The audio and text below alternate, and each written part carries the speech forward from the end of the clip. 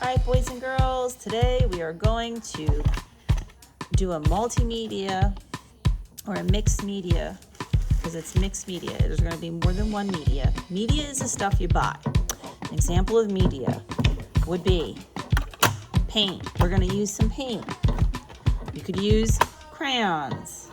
You could use color pencils all together. So today you're going to need all these things. You're going to need the paint, the color pencil, the crayons. You're going to need some water and a brush, some kind of a container, and paper towels. And then I'm going to show you how we're going to do this. So the first thing we're going to do, and you may want to have a piece of scrap paper in between here. And you're going to notice that this is going to make your paper crinkly. Nobody wants crinkly paper, boys and girls, but that's what happens. So, unfortunately, there's only so much paint to go around, so you got to be careful with how you use it. The first thing you may want to do is use a white crayon. And I say that because sometimes using a white crayon is a good idea. So if there's anything, actually even before that, you may want to use an eraser and erase any lines that you feel need to go.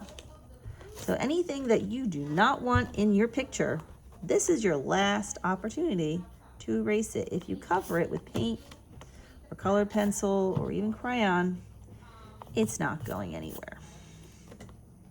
Any lines that you think might be too dark, there we go. Now, one trick that I like to use with watercolors is a watercolor resist. If you remember what a resist is, that means that the watercolor cannot penetrate wax or oil. So this is a wax, crayons are wax based. They have wax in them. What I'm going to do is take the white and go over parts of my picture that I would like to remain white.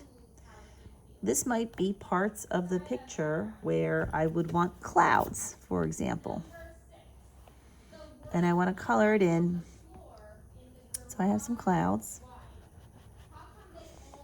Or maybe there are parts of the picture where there would be light shining.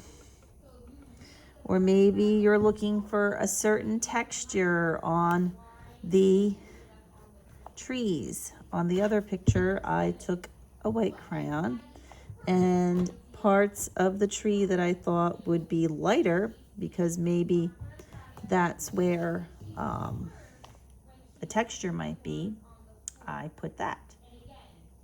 Now you can't see that. I just put it where I wanted it because it's white, but you will see it soon. So now I want to think about, well, what color do I want my sky? I'm doing a spring picture. I'm going to add some blue for the sky. Now notice wherever I put the crayon, the blue will not stick.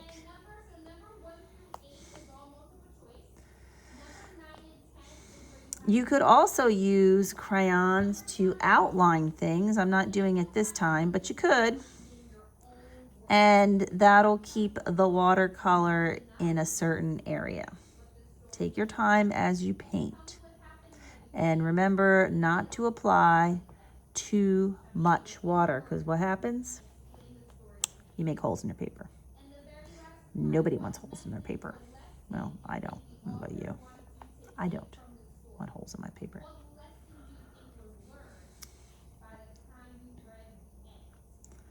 So I'm just very carefully coloring in all the blue where the sky is. Now I'm going to go over some of this with some different colors so that it has a little more depth, but I'm just putting a base down. When you change the color of the paper, boys and girls, could you put the sound on? I know you don't have the sound on.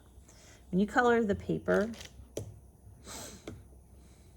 you are making, there we go. Ooh, that's kind of pretty. Now, I may opt to have less paint. Yeah. There we go. This is not real watercolor paper because watercolor paper, you kind of move the paint around. This paper kind of annoys me, for lack of a better term. It bothers me. And maybe I will add some other colors.